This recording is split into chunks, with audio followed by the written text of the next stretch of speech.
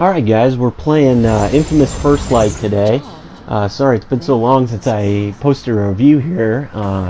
Just kind of been doing other things, but just picked this one up on PlayStation Plus. It was the free game I think a couple months ago, and I should say that I have played the main game that this is based on, Infamous Second Son. However, you don't need that game to enjoy this game. You can buy it on its own for $14.99 from the PlayStation Store. So the first thing you'll notice is you're playing, and this is part of the new arena, I guess you'd say, mode in Infamous First Light. It's sort of this particular one's based on a horde mode, and I believe there's multiplayer in this. I didn't address that in the written review, but I haven't played that. I'm sure it's pretty similar to the horde type modes that you find in other titles. But anyway, you're playing in this one as Fetch. She is a secondary character in the main game that gives Delsin his neon power, and because of this, she is limited only to neon powers in First Light, which several folks have said kind of tarnishes the experience. I felt like playing as Fetch was different enough that it didn't feel stale after playing the main game. You can see you have sort of the same kind of focus attack that Delsin has. Hit some weak points there to take out enemies.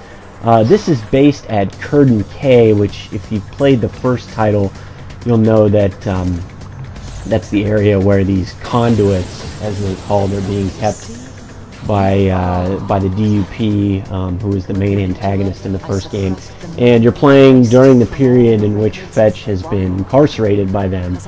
And you find out through a series of flashbacks exactly how that happened, and all the events do lead up to the very beginning of the original game, which, as you'll remember, is Delsin stumbling upon the prison bus that Fetch and other conduits are taking, and they're breaking out, and that's sort of how Delsin ends up being a conduit.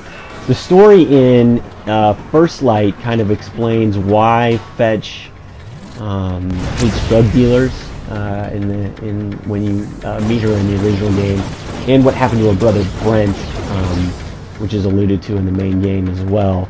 I guess one thing that I didn't address in my written review is you're not in the story mode in this game, unlike in the original game.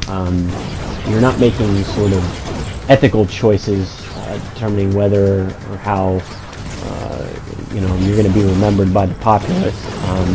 One thing that's also not shown in this video is just the speed with which Fetch moves around Seattle. That's one of the main things I think that's a draw for First Light as opposed to Second Son.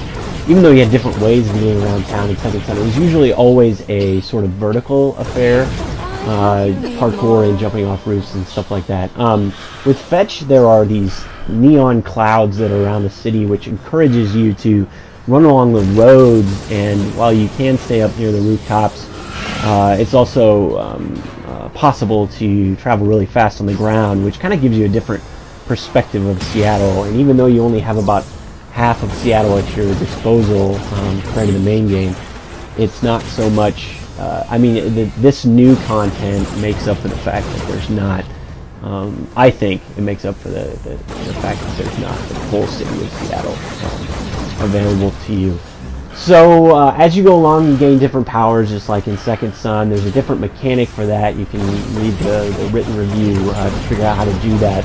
Basically, it has to do with challenges. You can see there's several challenges that I'm completing off there to the side, and there's notification of how close you are to those challenges, which the game will beg a replay from you.